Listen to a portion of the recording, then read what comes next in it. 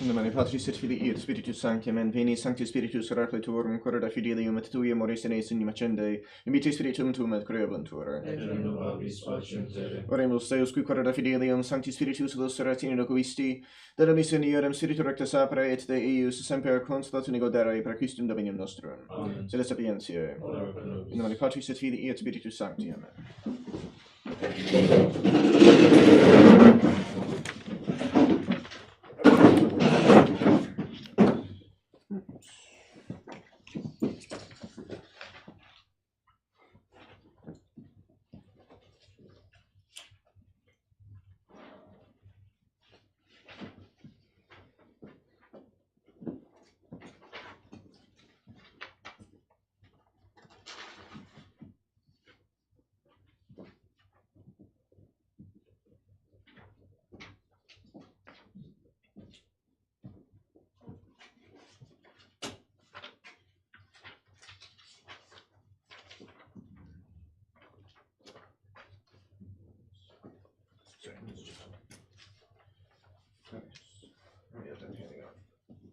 Everyone should have so far up to page 16 and how many duplicates on the other hand.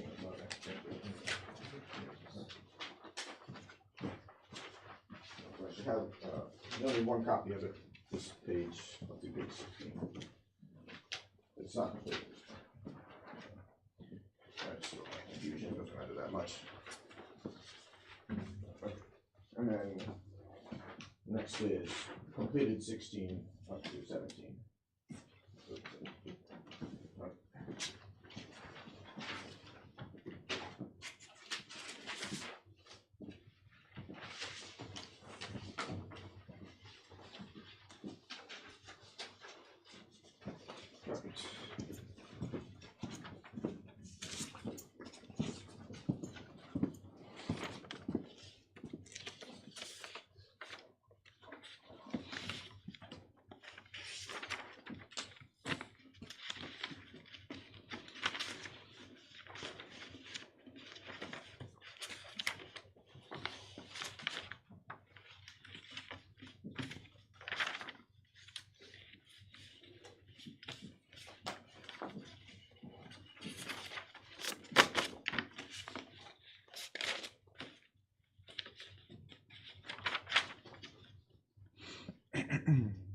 Okay. So last time we just touched upon the fact that the Turks are coming on the scene, and we talked about something about the history of the Turkish Empire beyond the point at which we've looked at it. Just keep in mind that there are actually different types of Turks. I'm not an expert on that, but definitely at this time we're looking at what they're typically called the Seljuk Turks. The Turkish Empire that you see on the map there is referred to as the Ottoman Empire. The different another kind of Turks apparently became dominant amongst them. So it was known as the Ottoman Empire. So in the context of World War I, they're oftentimes referred to as the Ottomans, in reference to the kind of Turks who were dominant in that empire. So just a note on that and a clarification. Okay, so definitely more on that down the line, just that whole scenario, that's for future centuries, but we'll see all of that. To the extent that it's useful to us anyway. Okay, so true to his projected course of reforms, St. Leo, after the Council of Versailles, set out once more for Germany, as we said, reconciled the emperor to Andrew, king of Hungary, and obtained his help against the Normans in Italy. So Hungary's clearly been a kingdom for a long time, to the point that, it really only probably ceased to be a kingdom technically after the First World War, so it'll be a kingdom for another 900 years or so, 900 years. So it was absorbed into the Austrian Empire, but you see on the map over there, as we mentioned before, that it's on the map, the empire is listed as Austria-Hungary, because they were made to be equal parts. And there were actually plans, or there were some who thought that it should be made into a triple monarchy. Austria, Hungary, and then another part, I'm not sure what it would have been called, it never happened, but a third part made up of the Slavic peoples living in the south of the empire, the southern part of the empire. And that was the idea of actually the Archduke Franz Ferdinand, whose assassination set off was ultimately the spark. It was a slow burning fuse, it turned out to be, but it took another month at least. That was assassination in June, if I recall correctly, of 1914. The war didn't break out till August. So you might think, how did that happen? Well, that's a whole long, complicated story that we're not telling right now, that's for sure. But it was his idea to perhaps make the empire a triple monarchy. And that was actually why he was assassinated. Ironically, and as bizarre as it sounds, because that would probably have made the Slavic peoples in the empire happy. The reason he was assassinated was because Serb nationalists who wanted to, they were the nation, think of all these empires, right? All the empires we had involved, Russia, Germany, Austria, Hungary, the British Empire, France still had an empire at the time. Of all of those nations, of all the nations on the map, so to speak, at the time, the one that it seems was the most interested in empire building at that point was actually Serbia. They wanted to continue expanding their domains, at least certainly the nations in the Balkans. The other nations, those big empires, were more focused on fighting each other, really than building up their own empires at that point.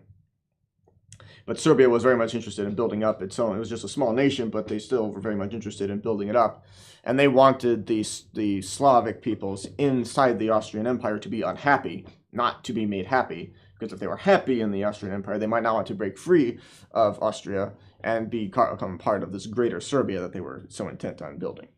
So they ended up shooting these assassins who weren't technically, they weren't officially sent by the Serbian government, but the Serbs knew it was happening, and they let it happen. And so that's why he was assassinated.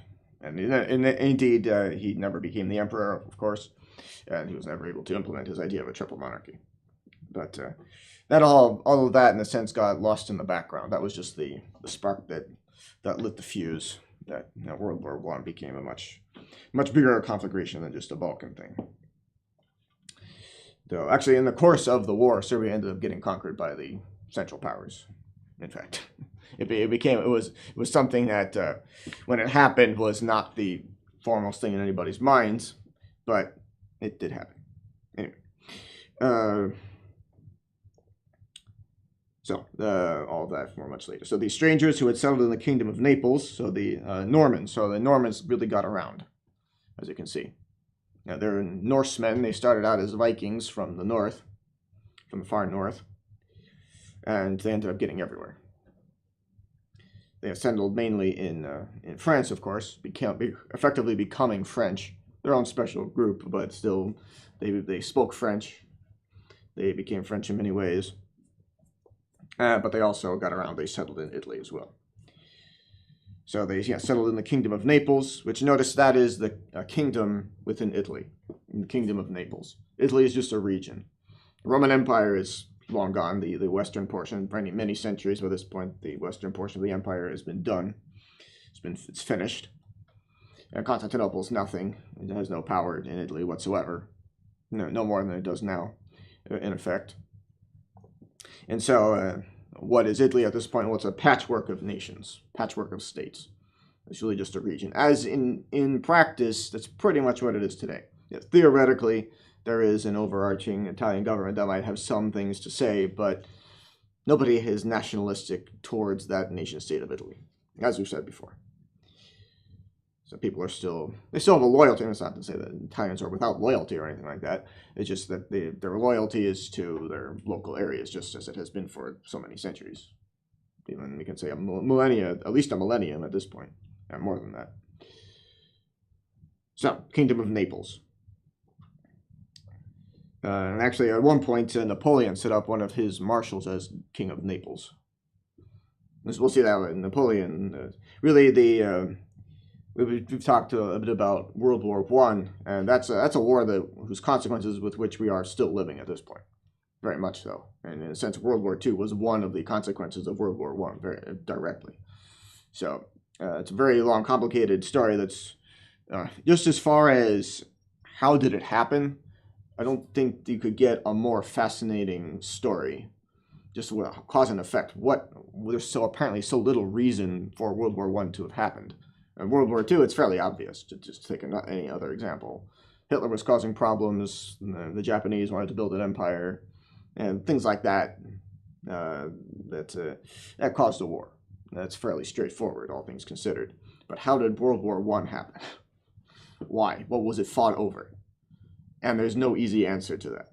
You have to understand. You have to go back decades at least. You have to go back to at least the 1870s to answer the question: why did a war break out in 1914? Even farther than that. In fact, you could go back much farther than that. You could go back to Napoleon and his career in the late 18th and early 19th centuries, and things started to be set up for it then. So it was really Napoleon who forged. Definitely, how things were before Napoleon appeared on the scene versus how they were after. Afterwards, that was recognizable modern world setup. Before then, not so much. I mean, things have changed even since then significantly, of course, even between then and World War I. But that's definitely, you could say, that's the modern world had appeared as we see it today, more or less. And by the end of Napoleon's reign, things were set up. Things were being put on a trajectory towards World War I at that point. 100 years before. I mean, Napoleon was finally defeated in 1815. World War I broke out in 1914, almost exactly 100 years later. And things were already moving in that direction from that point. Okay, so Napoleon said, we'll see that when he went around conquering everybody, almost everybody, he never conquered Britain because he couldn't really get there. But when he went around conquering places, he set up his own family or his marshals, people who were in his inner circle, as various kings of places. He set up one of his brothers as king of Spain, for example. That didn't work out very well, but he set up one of his brothers as king of Spain. He set up one of his marshals as king of Naples. And even when he didn't set people up, sometimes they still ended up becoming kings. One of his marshals, Bernadotte, very famously, actually turned on him and accepted an offer to become the crown prince of Sweden. So he ended up ruling the nation of Sweden, which then later on in the Napoleonic Wars joined the Allies, all of Napoleon's enemies, and he started giving them all kinds of information on how to deal with Napoleon because he had worked with him. Actually, to this day, that marshal, his descendants still are theoretically ruling Sweden to this day.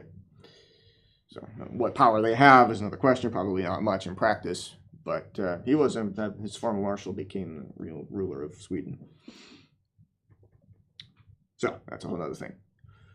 But Kingdom of Naples, one of the places that Napoleon seized power of. So that lasted also for many centuries more. It was the early 19th century in which Napoleon did that. Set up one of his marshals there. All right, so when we say marshals, that's Napoleon did. I mean, Napoleon's influence was far-reaching, and to this day, in many ways. One of those ways was the way that he arranged armies, because before then, armies had been. I mean, they still can be very, in a sense, monolithic entities. They all work together. You have one general in charge of an army. He marches his army around. Divided mainly into divisions. That was the primary division of an army. But Napoleon decided to. He had enormous armies, especially for the time. But his armies numbered the hundreds of thousands, and that was huge for any time, but especially at that point. Armies were typically smaller. I mean, look at other wars in the 19th century. There were some large armies that you saw both in Europe and North America during the American Civil War, for example. But they were numbered tens of thousands, not hundreds of thousands. Well, they are the kinds of armies that Napoleon had. So he was dealing with huge numbers of men that would have been very difficult for one general to control. So he divided his armies into corps, as they're called, which in French means a body. So pronounced corps, that's an approximation anyway of the French pronunciation of the word. And he set up his marshals in command of his corps, which were almost independent armies of their own. Not quite. I mean, they were taking orders from him, but each one of these functioned almost as its own army, semi-independently. So he would just give general directives. So you have to get from this place to this place. And it would be up to the marshal to organize the troops to do that. And they would live off the land and things like that. So his marshals were his immediate subordinates, who were the ones who gave a lot of the immediate commands to the troops. And he had many marshals. It was very interesting to see the lives of all of them. People can have all kinds of different rankings of his marshals and stuff like that. Who was the best? Who was the most skillful? Who was not? Sometimes his marshals turned on him. Sometimes they switched sides and then switched back to his. So they were prominent characters in their own rights. Of course, everybody for the rest of the world, at least in the political realm, tends to get lost in Napoleon's shadow at the time. But there were a lot of other prominent characters, very skillful generals at that time. So, okay. Back to this. So the Germans were defeated at a battle at Dragonara in 1053, and the Pope, who awaited the issue of the contest in a neighboring city, also remained in the power of the Normans. Okay, so just looking at a lot of political happenings. We don't have to go through all of this. But see, notice, okay, so two illustrious brothers, Robert and Roger Guiscard, so they are Normans, during the latter half of this century, completed the conquest of all the possessions held by the Greeks. To this they added Sicily, which they wrested from the Saracens, thus forming the kingdom of the Two Sicilies. You'll see that to this day, Naples is sometimes known as the Two Sicilies, which is, when you look at that, it's an odd name. Why? That's because we see the Normans established themselves in Naples, and then also established took Sicily, so it's sometimes known as the Two Sicilies. Now, why they decided to call it that, I'm not entirely sure, but that's how it is. All right, so all these acquisitions, they presented in homage to the popes. Shortly before this expedition, Leo IX had decided the African primacy in favor of the Bishop of Carthage. Right, a famous city in North Africa that the Romans was the arch enemy, well, one of the big enemies. The Persians were really the arch nemesis of ancient Rome. The Carthaginians were one of their major enemies. Hannibal from there, for example. And his father as well. They were both, Hamilcar and Hannibal were both gave Rome a lot of trouble. All right, so, but they did destroy the city at one point. In fact, there was one, famously, the Roman senator Cato would very famously say every speech he would give to the Senate, didn't matter what it was, but he would say, Carthago delenda est. Carthage is to be destroyed. So hopefully you remember your Latin grammar, that's the use of a gerundive. Carthage is to be destroyed. Yeah, he could have been talking about about fixing up the sewers. He would have, oh, by the way, destroy Carthage when you're done with that. And they did eventually. But anyway, it was rebuilt, obviously. So St. Augustine spent time studying in Carthage later centuries, at the end of the time of the Roman Empire. Okay, so yeah, it's still that city still was prominent even after being defeated by Rome. And at this point, as we've seen before, the Pope can make anybody the primate. And in fact, that's the title given to the ranking ecclesiastic in any country, is the primate of it. So for a long time in England, for example, before the schism of Henry VIII, that was the Archbishop of Canterbury, the primate of England, the foremost bishop in the country.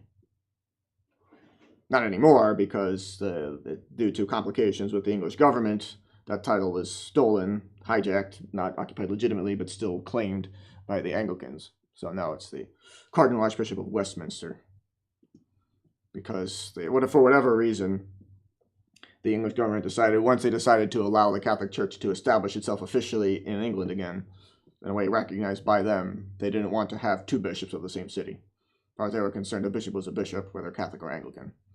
And as false as that is, that's how they saw it. And so they didn't want two bishops of the same city. So they saw that was already taken by the Anglicans, so you can't have a Catholic bishop, as they saw it, of Canterbury.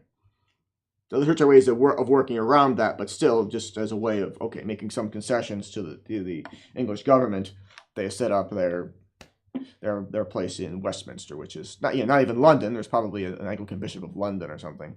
Westminster is a part of London. Not to be confused either. You may know this, but there's actually the official city of London is actually a tiny portion of London.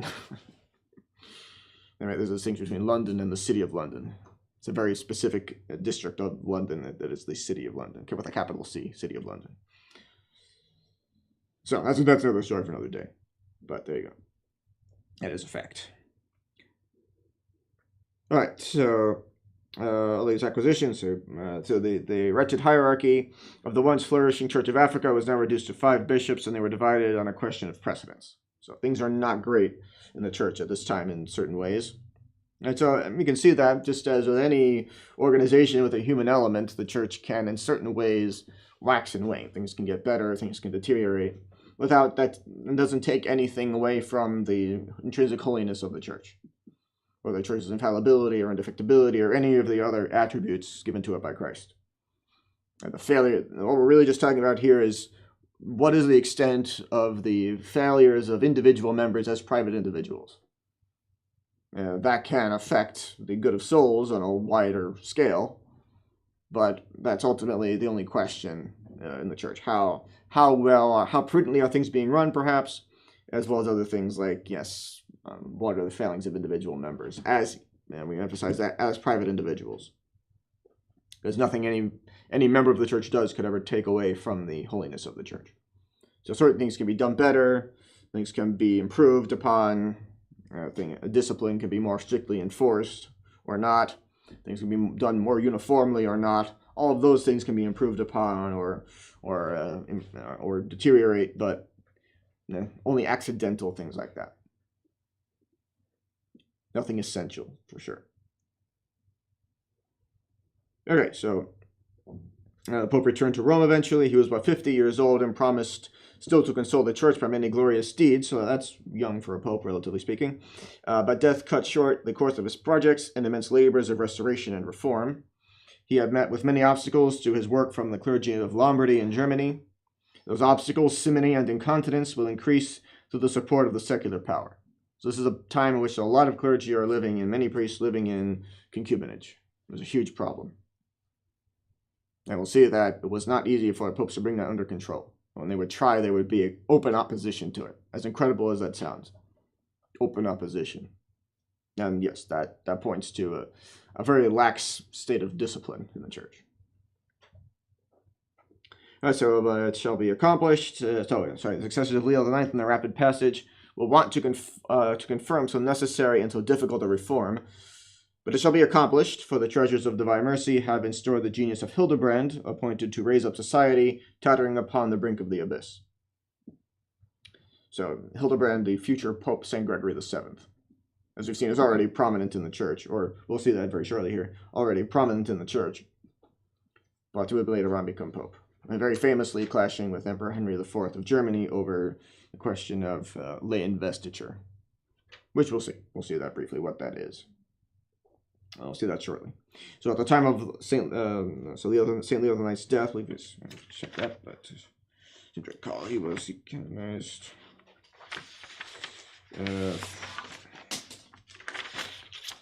Yes, Saint Leo IX. Okay, so at the time of Saint Leo IX's death, Hildebrand was as yet a subdeacon of the Roman Church. Yet such was the general confidence in his intelligence and virtue that the Roman clergy sent him at the head of an embassy to the Emperor Henry III to ask that he would himself name the candidate he deemed most worthy of the chair of St. Peter. So an important modification had lately been effected in the manner of pontifical elections, which were thenceforward to be exclusively reserved to the cardinals. So notice that being effected in 1054, that's at the end of the reign of St. Leo IX. So popes can do that, change the procedure for elections for their successor. It's debated whether or not a living reigning pope can, in a binding way, designate his own successor, but he can certainly change the laws according to which those who carry out the election after his death are to elect his successor. But as you've said before, keep in mind that if they don't follow those rules, and nobody challenges it in the moment, and everybody accepts the man whom they put forth, having elected according to or into some other procedure in defiance of the established laws, everybody accepts him as pope. He is functioning as pope normally. We're talking about someone who's actually functioning as a true pope.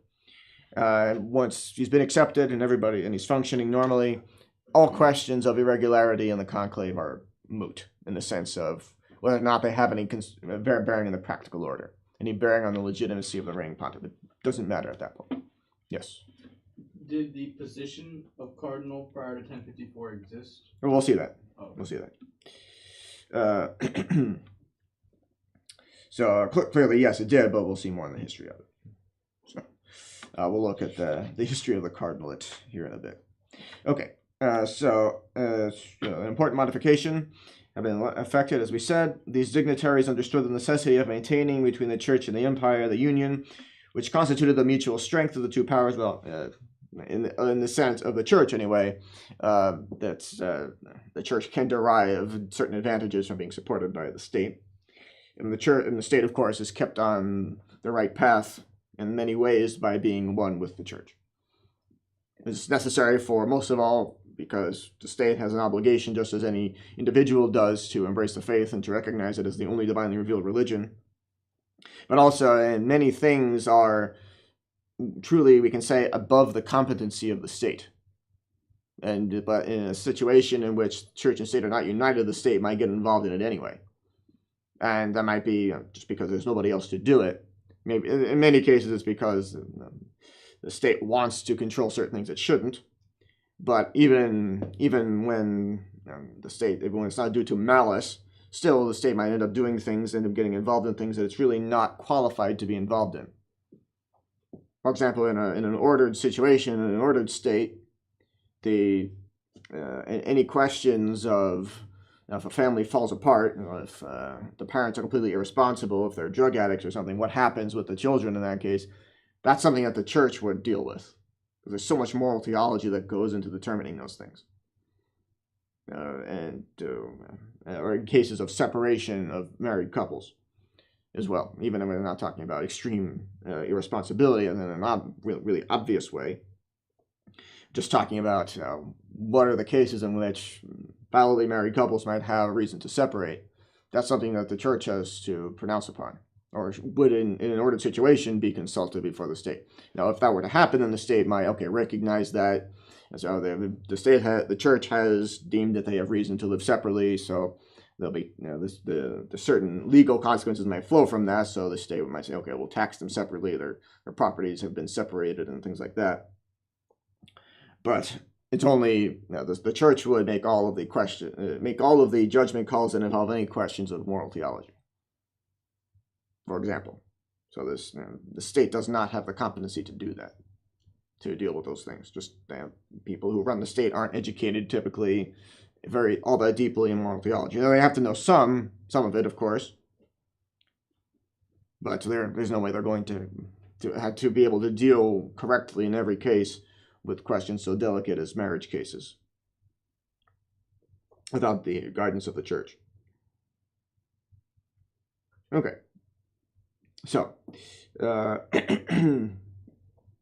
they thought it fitting in this case to appeal to the wisdom of Henry III. The correctness of his views had already been tested in the glorious pontificate of St. Leo IX, had just given to the world a splendid proof that the emperor knew how to appreciate men.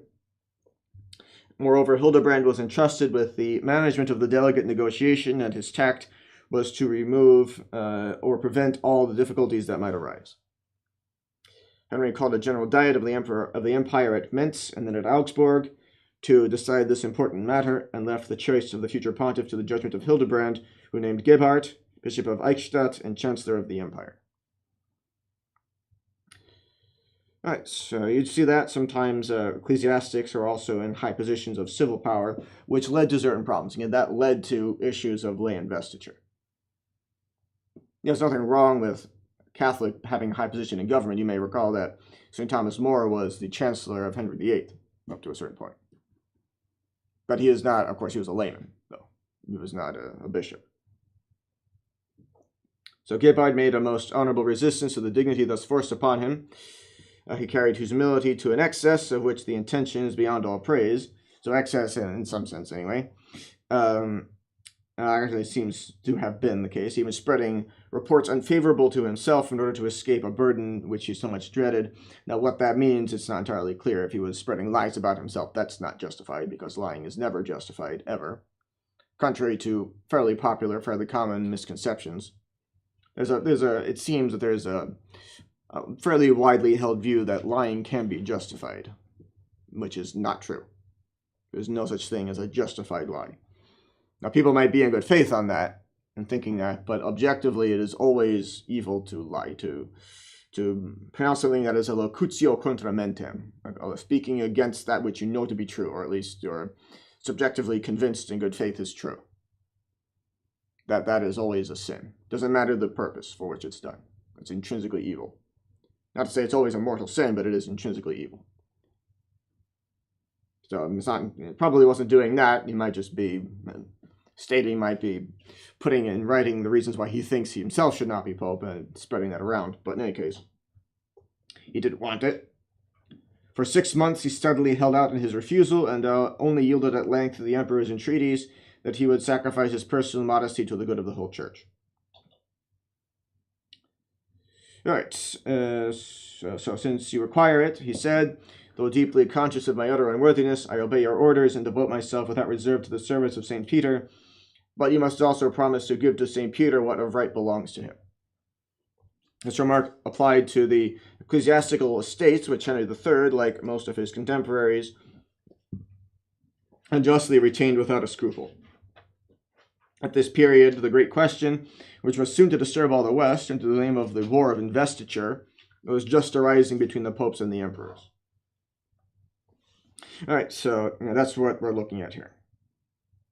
And it seems actually, just going back to what we were saying before, if even the laws of the conclave are not followed, it seems that if they're consulting the emperor in this case, if a previous pope said only cardinals are to carry out the election, then they're asking the emperor, they're getting someone involved who really wasn't supposed to be. But but once that was done, he was accepted as pope, then end of story. Remember, that is just really a manifestation of the act of the entire church of designating someone as pope. The cardinals themselves are meant to represent the clergy of Rome, who themselves represent, in a sense, the entire clergy, in as much as Rome is a microcosm of the entire church. Now, a lot of authors say that what you see in Rome in particular is a reflection of the entire church. If something could not happen in the entire church, it couldn't happen in Rome itself. So, for example, that means that Rome cannot lose the faith. And the entire church could not lose the faith any more than the city of Rome itself could. Or the city of Rome itself cannot lose the faith any more than the church itself can, as a whole. Because that is the head of the church. Rome is very much the head of the church, where the visible head of the church lives, any true pope, of course. And that the see of St. Peter cannot lose the faith. Which means, of course, that which comes from, which is the false religion appearing to come from Rome does not actually come from it. At every turn, you see that's the only conclusion that these Vatican II popes, quote unquote, are false claimants. That's it. It's the only possibility.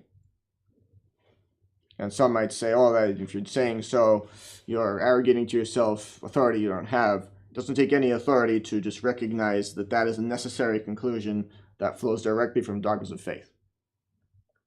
It would take some kind of legal standing in the hierarchy of the church, in a sense of have a higher position, a high position in the hierarchy of the church, to be able to make that legally so, to remove, for example, Leo's designation. And we can't do that. That would take some kind of authority we don't have, but it doesn't take any authority to reach a theologically, in general, it doesn't take any authority to reach a theologically certain theological conclusion, denying which you would be committed to sins against the faith. So to say that Leo is the Pope, it necessarily involves heresy and blasphemy. You're unavoidably committed to it, in principle. Now, some people might hold that in good faith, but again, to say something is done in good faith is to say that someone is excused from formal sin in doing something that is objectively very evil, or very evil, in this case, very evil. And keep in mind that that's true, that remains true, that it's impossible that Leo be a true pope, that Bergoglio was a true pope, all the rest, all the perpetrators of Vatican II. It's impossible. And that's true no matter what difficulty might arise in explaining the situation in the church besides that. Some people will say that. I heard that once. Someone saying, well, I don't have anybody else to recognize. So this person said he would recognize them, just there's nobody else. And that's a common thing, fairly common thing that people say, and Father Cicada called it the Pope by default button. In other words, people say, oh, there's nobody else, so they must have it. Right? And it's in response to some difficulty. Sometimes it could happen that people who at one time recognized the vacancy of the Holy See abandon that because they see some difficulty. Okay, that must be the only conclusion. It's really the same thing. And the fact of the matter is there is no Pope by default button. Now, maybe someone comes up with an objection that's difficult to answer, and in that sense, there's a difficulty, not a true problem, just a difficulty, a question to which the answer might take some effort and intellectual effort, some research, and not to mention prayer to get the answer to, and that's what we call a difficulty. But the answer to no difficulty ever is heresy and blasphemy, which is what the Pope by default button approach commits itself to unavoidably in reality. Whether or not those who use that, who attempt to, who think along those lines and attempt to say that that's the conclusion to reach, that we have to reach, whether they realize it or not, that is in fact the case. That just leads straight to heresy and blasphemy. Heresy because you end up saying that all things could happen, all kinds of things could happen that the Church's own teachings on her own infallibility and indefectibility say cannot happen, as well as just the general blasphemy that the Church, which there's no way to avoid that, in saying that Leo is Pope, to say that the Church is leading souls straight to hell. And the Novus Ordo religion is a false religion just as any other. And every false religion leads souls to hell. They are not, no non-Catholic sect is ever, as Vatican II tried to teach, a means of salvation. Ever. So anybody who is externally a member of one but who is saved anyway is because he was in good faith and actually in some way a member of the Catholic Church. So you see all that, you've probably seen all that in the Ecclesia at this point. But just a reminder of that. Okay, so again, it's once again someone doing something that is objectively very evil, but in good faith. Excused. But remember that that's a case of laboring under invincible ignorance.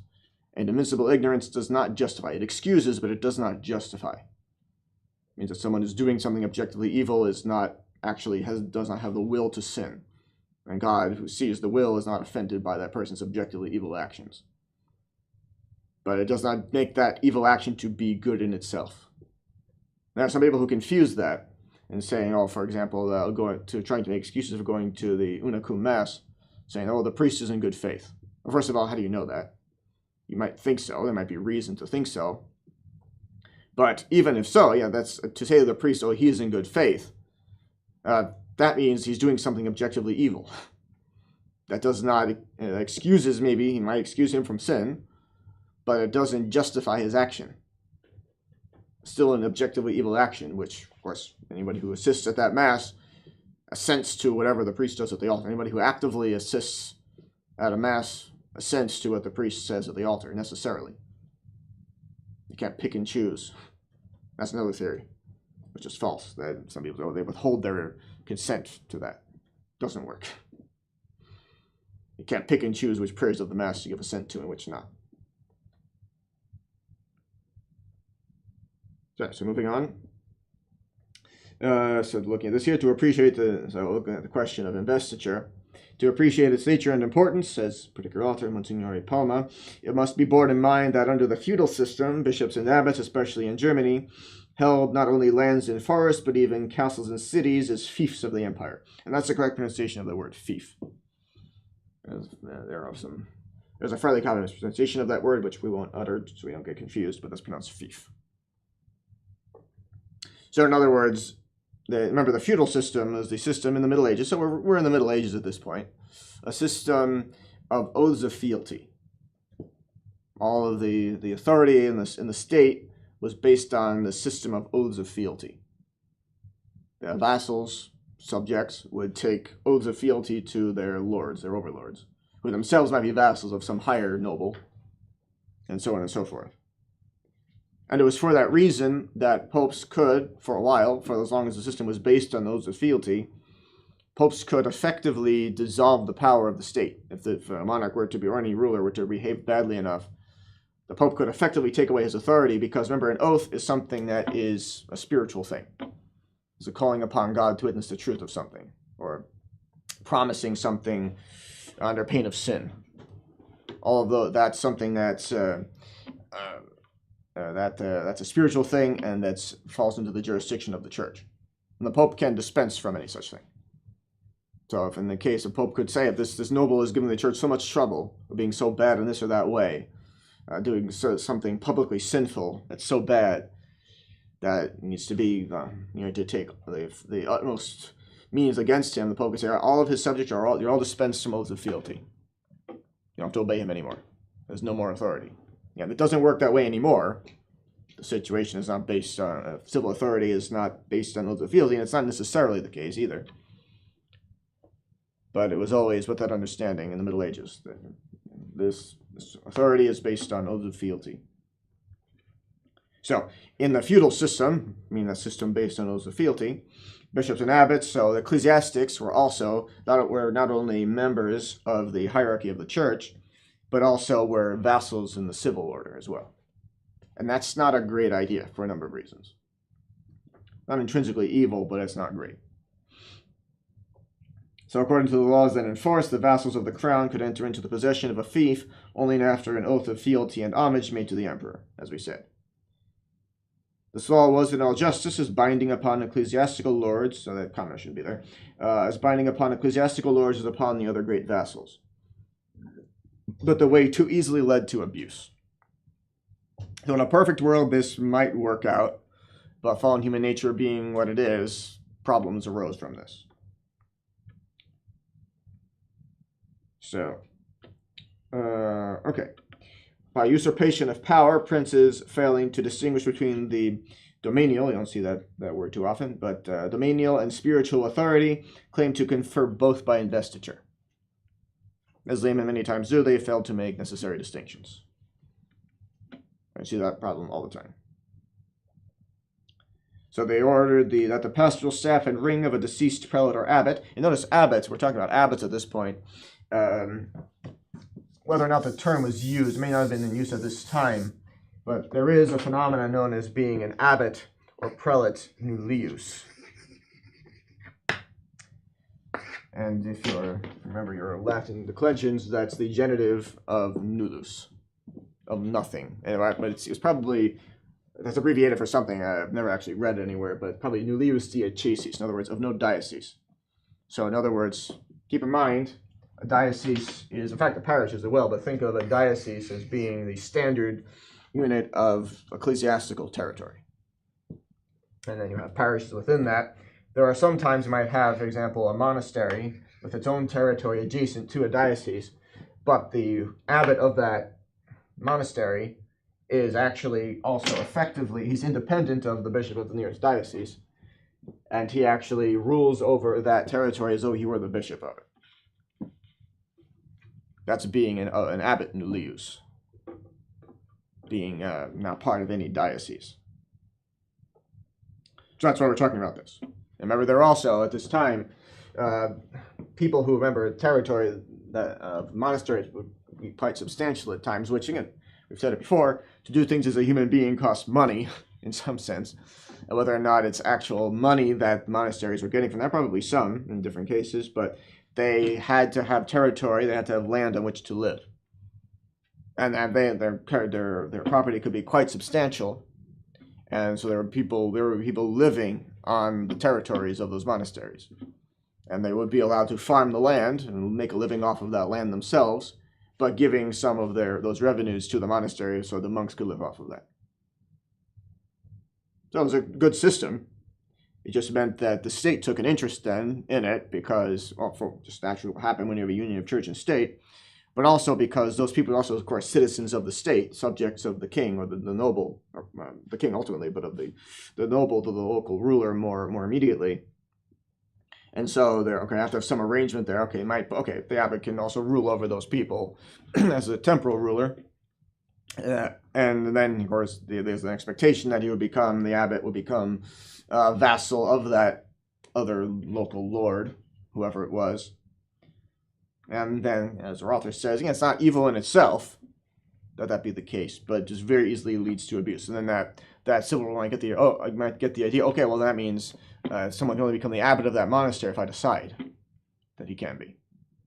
And if he, and maybe in the ceremony of taking oaths of fealty, he might decide, okay, I'm also going to give you the crozier, the abbot's crozier. Because abbots could use croziers as well, even miters sometimes, at least sometimes. So they ordered that the pastoral staff and ring of a deceased prelate or abbot should be placed in their hands. And these badges of the spiritual power they assumed, something missing there. probably, and by these badges, perhaps, of the spiritual power, they assume the right of bestowing at pleasure. All right, okay, and these badges, I see. These badges of the spiritual power, they assume the right of bestowing at pleasure. This was called the investiture by the ring and crozier. So that's an abuse, because in fact the state does not have the power to grant spiritual authority. It's obvious, and it should be obvious.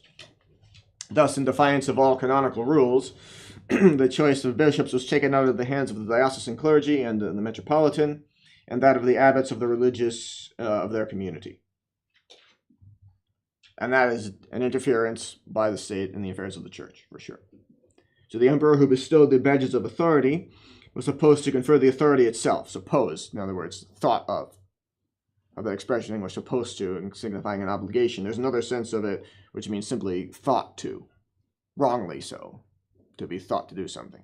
He was supposed to have someone maybe dresses up as a policeman. He was supposed to have been a policeman, even though he wasn't actually. That's the sense in which we're using supposed here. The emperor was thought to, there was a perception that the emperor bestowing these badges of authority, he was thought to, as a result, there was a natural perception, therefore, that he confers that authority itself, as you would very naturally assume. And for example, in ordination ceremonies, of course, the bishop actually is conferring the power of orders in that instance. He also gives the instruments which are used in the exercise of that order in the course of the ceremony. But only a bishop can do that because he is the one who can grant that to begin with. He's the only one who can. All right, so the line of demarcation between the spiritual and temporal power was thus ignored. So what the episcopal or abbatial elections could be, when in the hands of irreligious or of simply avaricious princes, may readily be imagined. Ecclesiastical trusts and dignities became marketable commodities. Of course, that's a simoniacal thing. And at once there arose a great traffic in bishoprics and abbacies. So you have multiple evils arising from this. Viewed in this light, the question of investitures is no longer what has been represented by hostile writers, a question of self-love, a bloody war about mere trifles. No, obviously not. It is about the Church's struggle for the freedom of her ministry, for the right which she has ever claimed in every age and under every form of government of saving souls and preaching the truths of the gospel. So the flame did not, however, break forth at the pontificate of Gebhard, who ascended the papal throne under the name of Victor II in 1055.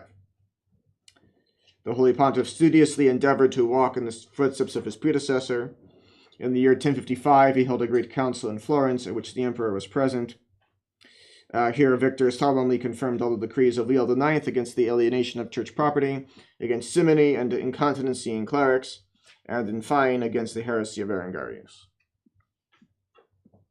So the pontiff's severity greatly incensed the guilty.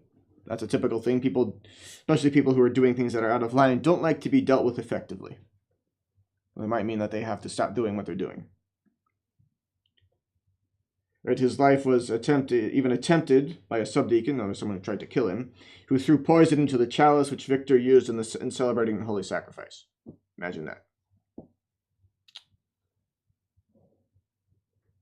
So, I'm not sure when it arose, but it was for reasons such as this that it's something that's reserved to local ordinaries, but the rubrics authors talk about doing the pregustatio, as it's called, at a solemn pontifical high mass. It's something that we won't do if you ever see pontifical mass that we do. You won't see it, but the preposition meaning before, pregustatio, a tasting, the pre-tasting. What's supposed to happen is authors say the sacristan is supposed to take the host that's on the pat and brush another host against it, consume the one that's not meant to be offered at the offertory, and also takes sample a small portion of the wine to make sure that nobody's poisoning it. Make sure nobody's trying to kill the bishop, because that could happen. It's possible. Yeah, something reserved to the local ordinary. So you won't see us doing that.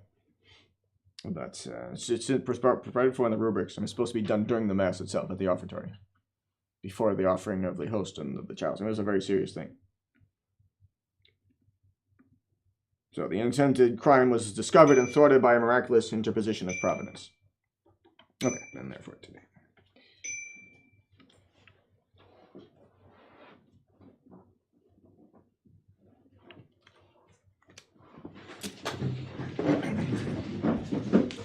nomine Patris et Filii et Spiritus Sancti, mensum tuum praesidium confugimus sancta Dei genitrix, nostras epicationes et dispicias in necessitatibus, sera periclis cunctis libera nos semper, vigor Deus et benedicta. Amen. Nomine Patris et Filii et Spiritus Sancti.